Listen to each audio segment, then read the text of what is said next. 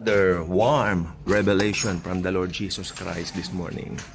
So, samahan niyo po ako pag-aralan natin ang kanyang mga salita. Okay? Makinig po tayong mabuti dahil napaka-importante po na nagpe-pay tayo ng attention kapag ganitong may mga Bible studies tayo. Okay? So, yes. It's all about the world. And by loving it, the world. May nireveal lang si Jesus sa akin. Sa puso ko, napakaliit na ano lang, na tawag dito, na boses ang narinig ko. Sandali may nag-text. Ayan, may nagte-text. Mamaya na nagte-text na yan. Mamaya na nagme-message na yan. Okay? So, importante si Jesus at ang kanyang Holy Bible, salita niya. So, yeah. Tungkol po ito rito sa katotohanan ng mundo na ating pong kinabibilangan. Siyempre, alam naman natin.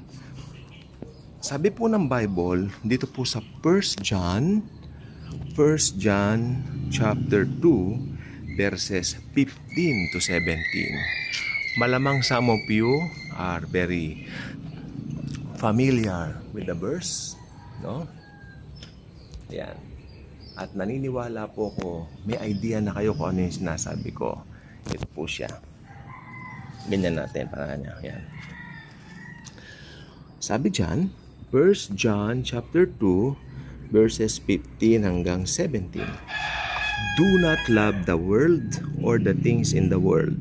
If anyone loves the world, the love of the Father is not in him.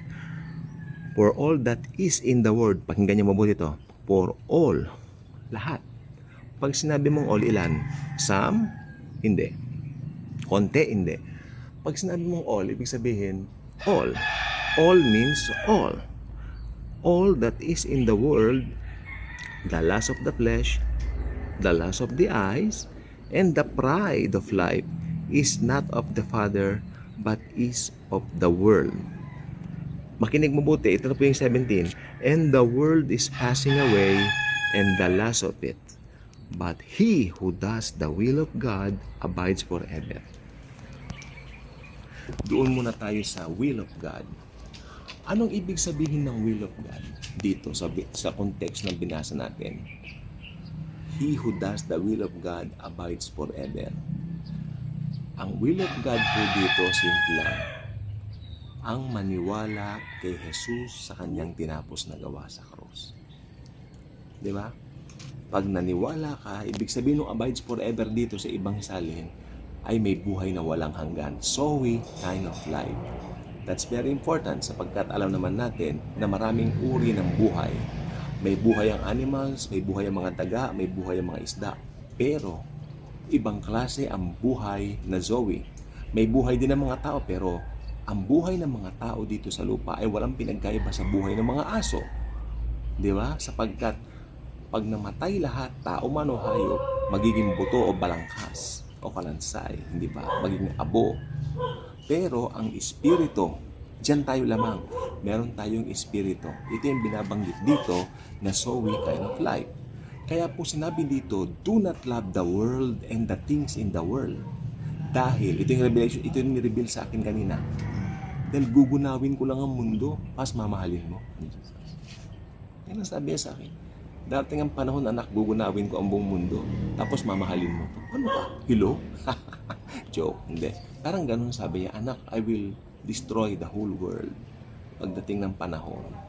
Kaya hindi worth it na itong mahalin mo. See? Diba? Pero gusto ng Panginoon while here, we have to enjoy life, siyempre. Pero iba yung level ng minamahal mo na ang daigdig. Parang as if ito na lang ang buhay mo. Di ba? So, we really need to, ang tawag dito, pay special attention sa mga ganitong preachings. We really need. Dahil dito marami kang matutuklasan na revelation. Kaya sabihin mo sa mga friends mo, mga barkada mo, mag-subscribe sa Daily Good Vibes dahil ito po ay talagang nagpapahayag ng grace ni Jesus. Okay, sa channel natin dito. Walang ibang bida kundi ang Panginoong Jesucristo na napako sa krus para bayaran ang kasalanan po natin. Dito tayo, magandang view. Jesus is the main character of the Bible. Look, meron tayong Old Testament, meron tayong New Testament. Di ba? Pero, maniniwala ka ba? Sabi ng iba, sa New Testament lang si Jesus. No? Maski sa Old Testament, si Jesus yan. Old Testament is Jesus concealed, while the New Testament is Jesus revealed.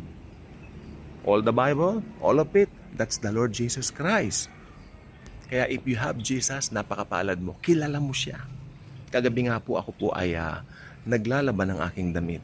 Tapos isa sa mga bumulong sa isip ko, Lord, thank you. Ewan ko, ba't nagpasalamat ako?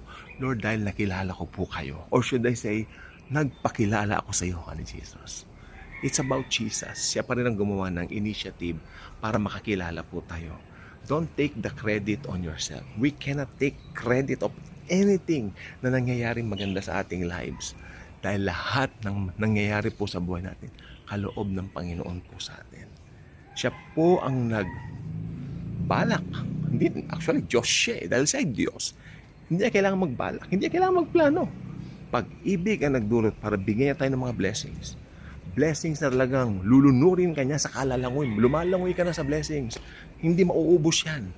Dahil si Jesus ang person ng blessing. Okay? Because siya mismo ang person na pinagmumula ng pagpapala. If you have Jesus, you have everything. Ganyan ko nga dito. Yan. Mataba. Mataba ako. Okay. Mataba ako kasi blessed tayo ni Lord. Ayun. Have the correct mindset of everything. Instead of bullying yourself dahil mataba ka, why don't you just thank Him? Thank Jesus. Lord, mataba ako dahil pinagpala mo. Ayan. You have the correct mindset. Yung do not love the world, simple lang naman po yun eh. Pag masyado mo lang minahal ang mundo kaysa kay Jesus, dumarating po yan. Pero si Jesus po kasi siya nagbibigay sa atin ng mga blessing natin. Kaya pag sinabing world dito, doon sa binasa natin kanina, tingnan natin. Ang ibig sabihin nito yung sistema ng mundo. Yung pamamaraan ng mundo, yun lang. It's not blessings. Hindi yung mga material na bagay kasi yung sistema ng mundo. Ano bang sistema ng mundo? Marami. Maraming humahanga sa mga artista, sa mga celebrity, sinasamba nila. Ngayon may nakikita pa ako, sabi niya, ito batang ito, iidulihin namin paglaki, a-idolin namin. Bata pa lang, idol lang naiisip. Tapos yung mga tao naghahanap ng a-idolin. That's idolatry. Alam niyo ba, yan ang espiritu ng Antikristo. Uy, may bagong upload ng Wisdom ngayon, panoorin nyo. Wisdom, channel na Wisdom, capital W-I-S-D-O-M. Capital W-I-S-D-O-M. Wisdom.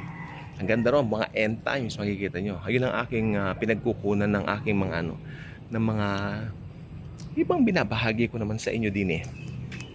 Okay? So, yan. Ano pa yung mga paraan ng mundo?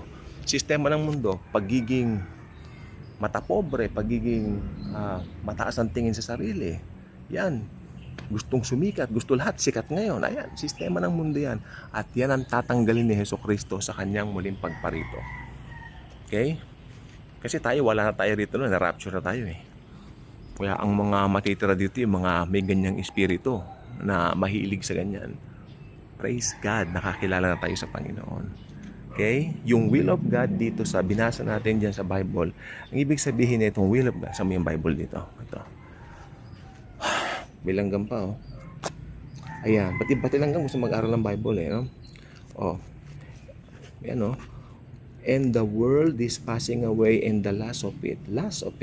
But he who does the will of God abides forever. So, for all that is in the world, the lust of the flesh, the lust of the eyes, and the pride of life is not of the Father, but is of the world. Yung sistema yun eh. So, ang sistema ng mundo kasi, sikat ako ang sikat, gusto mag-idolo, gusto mag-idol, di ba? Yung ganyan.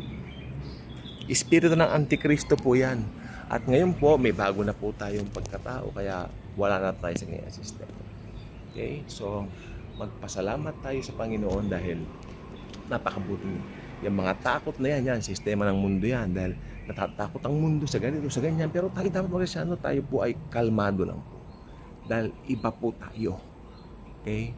Binihisan tayo ng bagong pagkatao, binigyan tayo ng bagong pag-iisip. Yun lang po. Thank you, Jesus. Hallelujah.